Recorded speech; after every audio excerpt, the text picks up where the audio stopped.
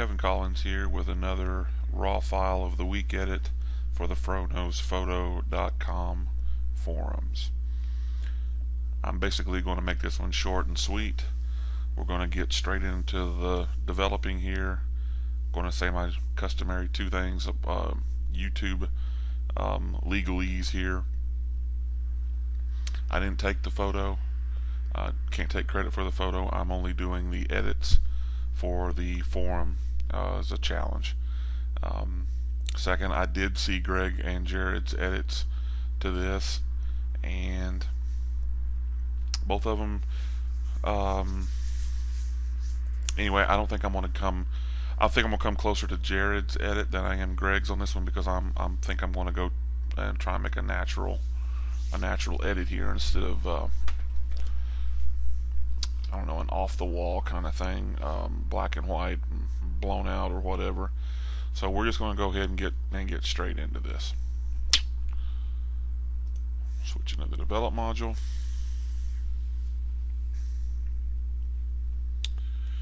And as usual, the very first thing that I've done, I actually did it during import, is I turned the lens correction on. I guess I should talk about it. It was taken with a Canon Rebel T2i with a 24 to 70 f2.8 lens, 65 millimeters, 1/60th of a second at f2.8, ISO 400.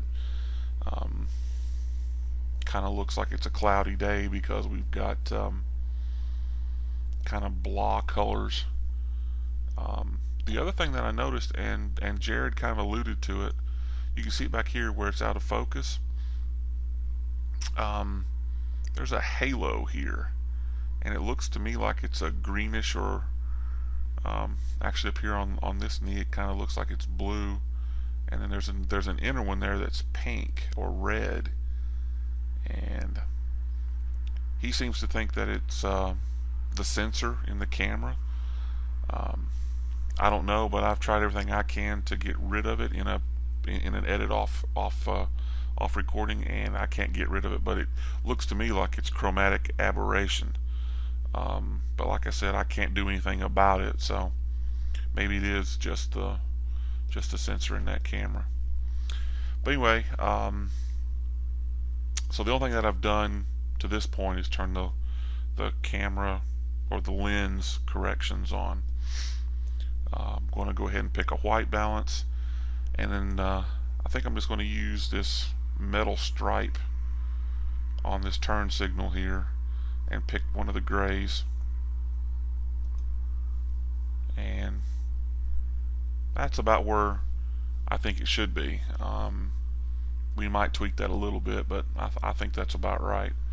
As Jared and Greg both, well, Jared mentioned and Greg kind of mentioned it at the end, it doesn't look, I mean, it doesn't look as though the eyes are in focus here. It looks like the focus is either here on her clothing or on this little rust spot. Not sure, but that looks a lot crisper than her eyes do. And as I have found out using f2.8, shallow distance from the subject choked way up on the focal length of the lens, the depth of field is really narrow. I mean, it's less narrow on this lens than it was when I was using the 70 to 200, but you know, if you focus in this spot, and obviously her face and body are behind that rust spot, everything behind that's going to be out of focus. So just missed the rust or the focus point there, I guess. So we're going to go ahead and try and make the colors pop, do a little bit of contrast, I think, and try and make it as natural an image as possible.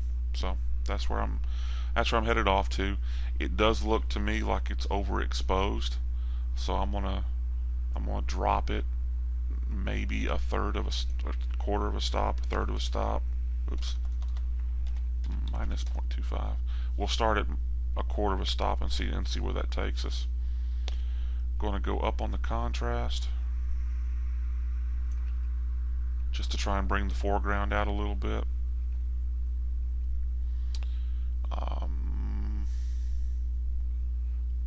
Definitely going to pump up the clarity. Going to pump up the vibrance just a bit to bring out the colors in the field. Even though they are blurred really well, the bokeh, as the guys from Digital Rev, I think it's the name, Digital Rev TV, said bokeh. Anyway, the bokeh is there, so we're going to try and leave that alone. Now, you can tell it right here. I mean, I don't think you'll be able to tell it on YouTube, but for those of you who have edited this raw file, you zoom in on the face and you'll see, let me see if I can bring that up to where you can see it actually. You see how this white, how it's supposed to fade to gray as it's getting into the shadow there, it kind of looks pixelated. And all along the face, all the details here in the face, everything there's got that pixelated look. Well, honestly, my camera, the Rebel XSI, suffers from that same problem. And I think it's inherent with the lower end sensors in Canons. I think that that's noise. A lot of real photographers, including Jared, have basically just called it grain, and maybe that's the case, but right around ISO 400 and going up on my camera is when this grain appears and it gets worse. So I'm going to do a little bit of noise reduction to try and get rid of it.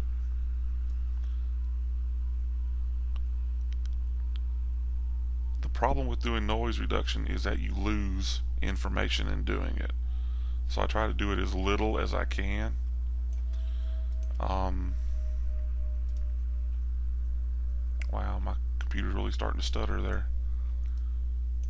I mean, it really accentuates the out of focus here when you take that noise reduction, because like I said, it does remove information. So I try to get it to where you can still see the eyes in focus as much as possible and not lose anything, or not lose anything beyond that. Even though it does still look a little splotchy pixelated wise, we're just going to leave it there.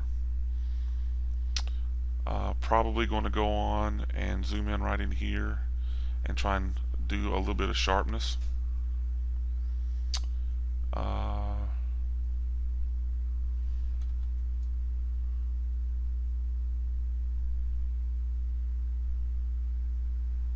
Sharpening, not sharpness. And what I'm looking at is the beads on her blouse there. Try and make them as sharp as I can without bringing out, you know, overemphasizing the freckles on her skin. And then we'll mask it down.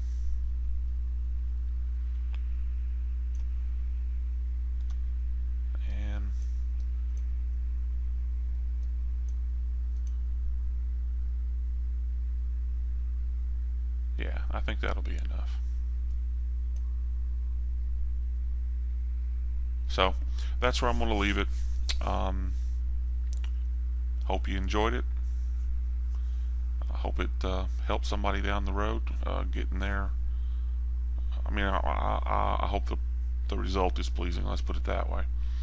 Until the next raw file of the week edit, we'll see you.